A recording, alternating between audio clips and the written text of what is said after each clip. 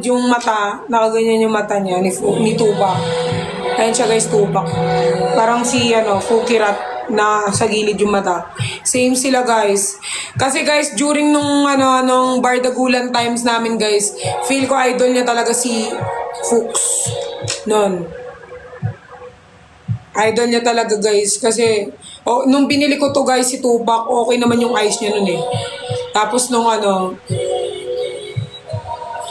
ayun guys siya. Ayan yung mata niya guys. Di ba naka-side? Tapos guys, nung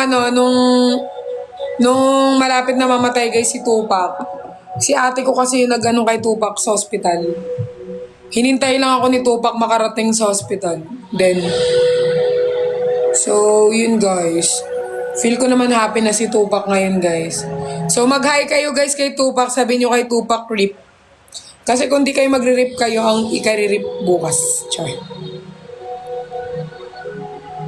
Harap-harapan mo naman kami tinatarantado. Tagal ka naman ng tarantado. Mag-rip kayo guys kasi kung di kayo magre-rip. Tupac pangalan niya, hindi Kopak. Guys, yung mga aso kasi guys, alam nyo, yung mga aso kasi, parang tao yan eh. Pag malungkot ka ako, pag malungkot ako, alam ni Talia, alam nila Cooper.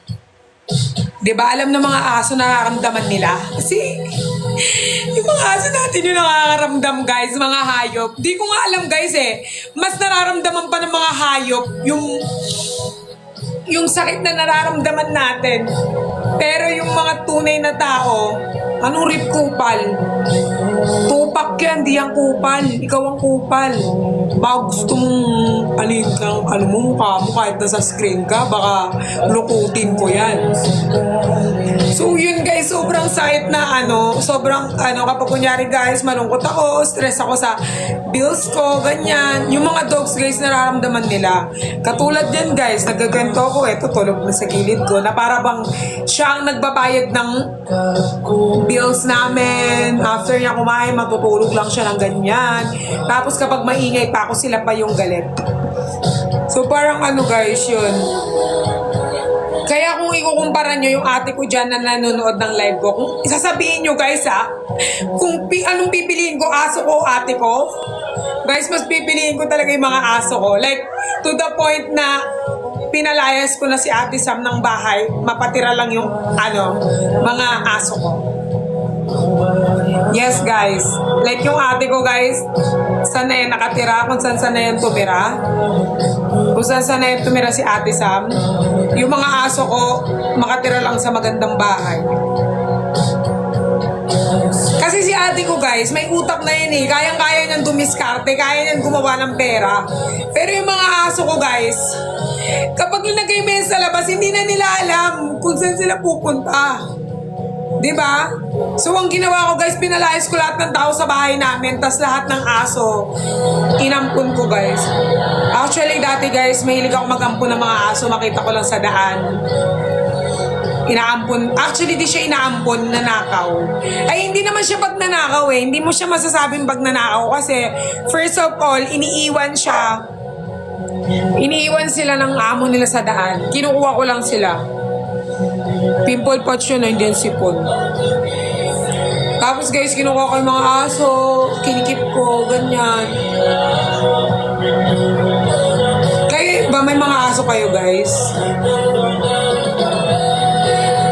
Ngayon si Tupac guys, so binigala siya sa akin ng mga fans.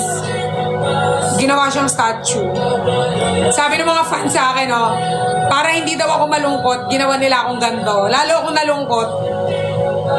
Kasi parang buhay pa si Tupac, so lagi ko siyang sama-sama. So guys, ganito yung ginagawa namin guys. Nakalagay kasi si Tupac dito.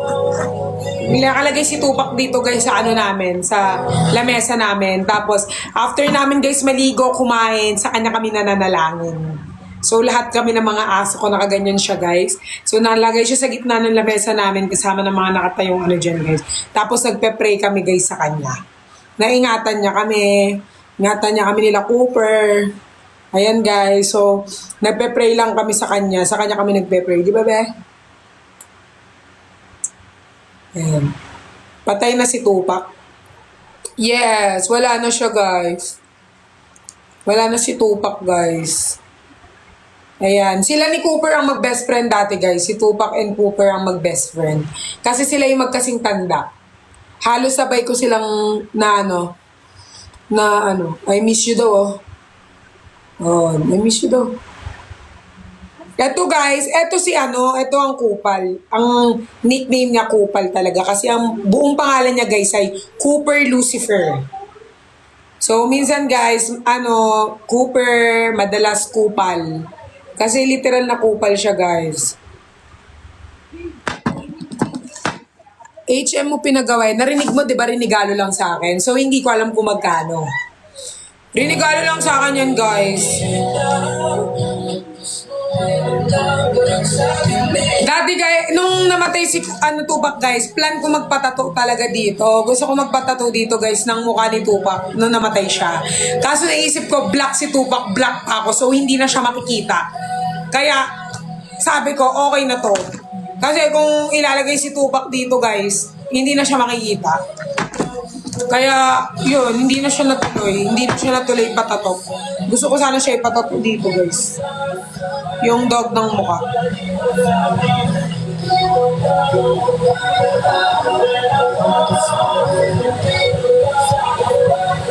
Ba't ba lungkot-lungkot ang mga tugtog natin? Malungkot ba tayo? Siyempre hindi. Hindi tayo pwede maging malungkot. Diba? Mana sa sinay, andun sa dulo. Tinutbrushan ko kasi siya, kaya nagtatampo. Ayaw nagtututbrush. Toothbrush ayaw, kain ng tae, gusto. Aray mo, alam mo, ha. Ayan, tinutbrushan ko siya. Tinutbrushan ko, nagtampo.